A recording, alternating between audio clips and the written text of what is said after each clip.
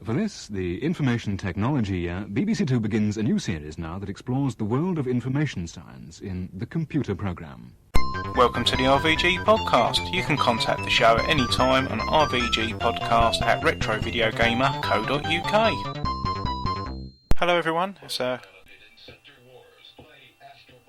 there you are, can you hear that in the background there? That's what my little mini podcast or my Bytecast is going to be about for the RVG podcast today.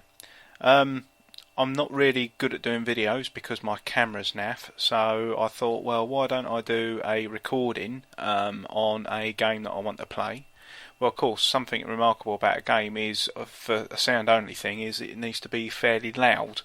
So I'm doing a little mini-series on loud games in the arcades, and the one that I'll be covering today is Astroblaster by Sega from 1981. Now, I'm covering this one really because it's actually a game that I played tried to play when I was younger. I was quite short, so I weren't actually able to look over to get much play action unless I had a milk crate or something like that. But this arcade game was first known to me in 1986 down in an amusement arcade in Jaywick called it's the Las Vegas and Bingo Spectacular. It was like two buildings knocked into one. And the Astro Blaster had a very loud attract mode, which this is what you heard right at the beginning of our recording, and it made you notice, and it was across the road from other arcades, so you can imagine that if you had the loudest machines, then probably people would come to you. Well, where are we in 2014 now? That particular arcade now is an old people's home. And all the machines and all that have long since gone. The cabinet for the game, if memory serves, it was like a wood panel front, and it had blue decals over the play area where the buttons and all that were. I don't recall a joystick. I think it was a left and right buttony sort of game, and I know you definitely had a fire button as well. But a wood panel side, and this one had Astro's pop riveted to it as well, so that goes to show its age. So what I'll do is I've got the game loaded up into my machine, and just going to sit over it now. And the thing that you'll note when it comes up in attract mode, basically you've got to shoot enemy spaceships for points. Shoot fireballs for extra fuel, which is something to come up very important. Use warp, that was the other button. Use warp to slow down the enemy ships and bombs, but you can only use it once per sector. Discover and earn secret bonuses for extra points. Dock with the mothership to refuel the sector, and game over when you run out of ships of fuel, which will happen very quickly in this podcast. So it's going to be a short one. Laser will not fire while overheated. Well, I know that as well. It's a brilliant game dynamic coming up on this. A little bit about the graphics. Very colourful, very vivid, sharp visuals for 1981. Better.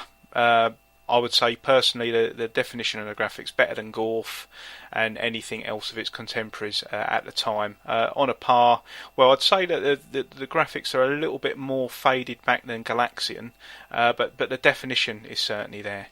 And what you haven't had while I've been up sitting at the cab is the attract mode, where it goes where fighter pilots needed and Inspector Wars play Astroblaster, which is good because it'll gives you an indication how loud it is. You think, well, this isn't particularly loud at all, but the sound effects on it are absolutely mad.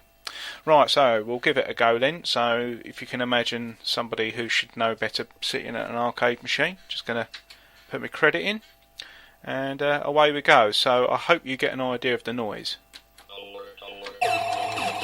As you can hear, it's fairly loud. Sheet 1, I've got some little red flying saucers spinning around. Your ship I've died already. Can you hear that? I've just blown up half my local town. Your ship looks like the Starship Enterprise or a Klingon ship looking from above.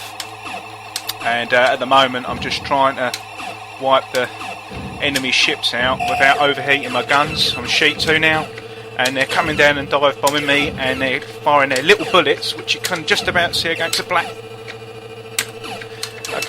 background. Now I'm speeding up my firing, which is obviously going to overheat my guns, But I need to do something quick because I'm running out of fuel. I shall post links up as well on this, so you can get maybe to play the ROM yourself. I'd love to know if there's an arcade with this still going in it. It's a brilliant game. Emulation wise, you can play it, or you can play it on the PlayStation 2. The Sega compilation has got it as an Easter. It's only a game. Yeah, you can play it as an Easter egg on the PlayStation 2 Sega compilation. You can get that and then unlock Zaxxon as well. But my gun's overheated now, and I'm going to run out. Go get it! Yes. Right, so I've got these blue fireballs coming across now. There you go, it's all finished. So yeah, you can unlock this game as a hidden Easter egg on the Sega arcade collection for the PlayStation 2. But I haven't managed to do anything remarkable on that disc to unlock it, so I don't really know what you have to do at all. I'm going to give it one more go. There's the attract mode, you see, so you wouldn't think it was that loud, would you? Okay, so here we go. So I don't play with the volume on this. Oh, don't worry, I'm glad you can't see this, I'm dead already. So there weren't many games at the time that had the attract mode. I suppose you had voices rather. You had Sinister, Gorf. What else did you have? Not many, I don't suppose. But yeah, it's a really good game. On Sheep won the game with the British Flying Saucers. Sheep 2 again now. Got the glowing blue things. I'm gonna make quick work of my life here. Oh, yeah. One ship remaining. Just brilliant noise, absolutely mad. It's a wall of sound, it really is, and the vibration's just going through my legs at the moment. I mean, 10p for this, absolutely brilliant. I only ever see one guy play it whenever I was down at the amusements, and I think he was just waiting for the pub to open. But yeah, he wasn't too bad. He was certainly better than me. And I think later on in the game you get these pretzel-shaped things as well. Haha, right, here we go. So there you go, I'm sort of getting aware of the fact I'm getting more into the game and less speaking to you. So let's... oh, crikey. I haven't got this one. I'm going for an asteroid shield, and I'm dead. There you go. I shall post some pictures and up in the program notes, or the show notes, should I say. And I hope you enjoyed that. So that's just one of my short little bytecasts for the RVG podcast. Yeah, leave any comments you can on the blog. You can contact the show at podcast@retrovideogamer.co.uk. You can also contact or see the show notes on the RVG forum. It's got its own separate blog page, or you can visit the blog at rvgpodcast.blogspot.co.uk.